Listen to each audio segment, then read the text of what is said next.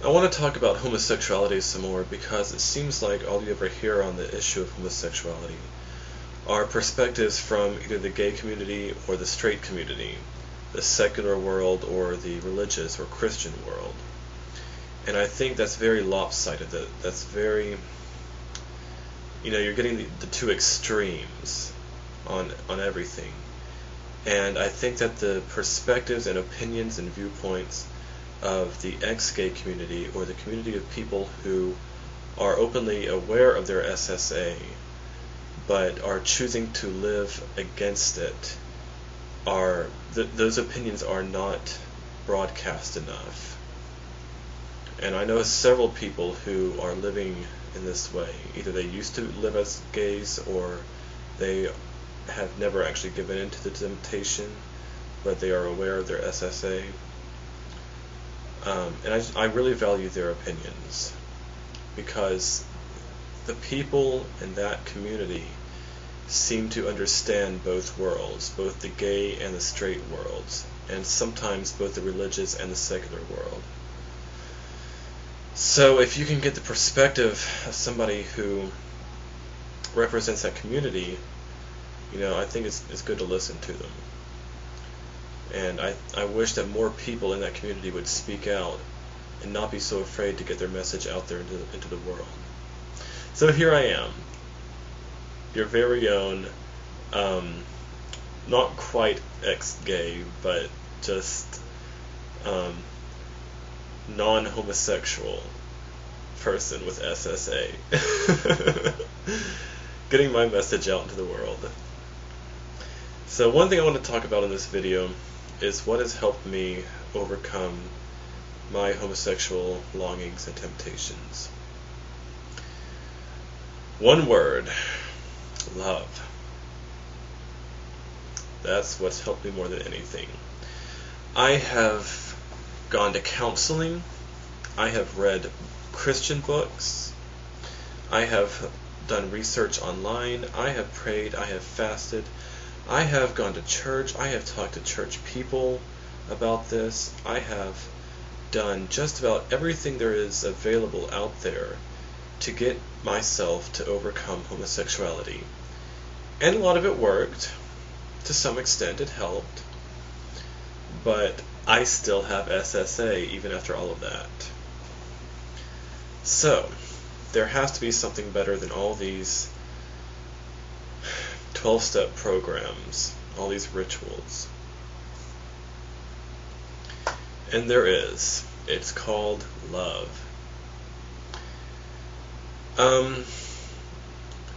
What people long for in relationships, gay or straight, is respect and love and acceptance for who they are. So what I long for, what my flesh longs for at least, in a gay relationship is acceptance and love from a man. Now, if I can get that in a way that's non-sexual,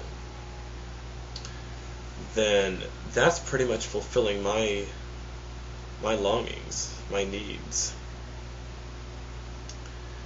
So, how can I put this?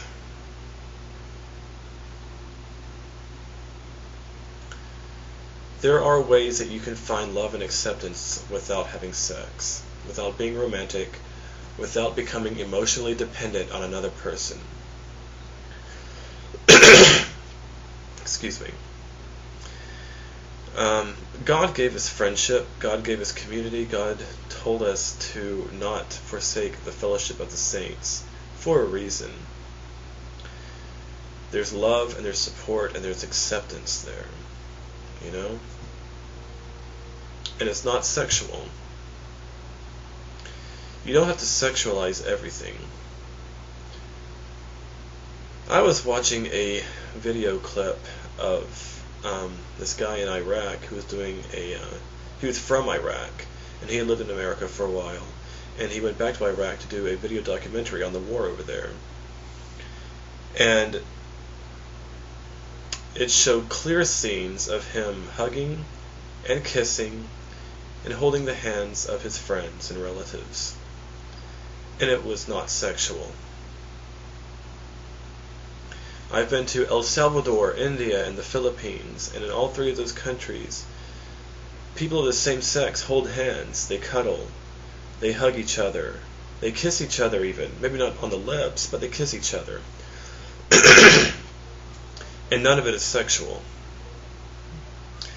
So where does America get off thinking that every little touch between two people of the same sex is a sexual advance? I don't get that. I have a friend who has done a lot to help me over the last couple of years especially realize what is sexual and what is not sexual, what is homosexual and what is heterosexual, and what is moral and what is immoral, and what is righteous and what is unrighteous in the area of sexuality and physical affection. And this friend of mine has really done a lot to help me overcome my SSA, because we are very affectionate toward each other, and I have other friends I'm very affectionate with too. I'm a very affectionate person. I try to hug everybody I know. That's just who I am. That's who God has made me to be.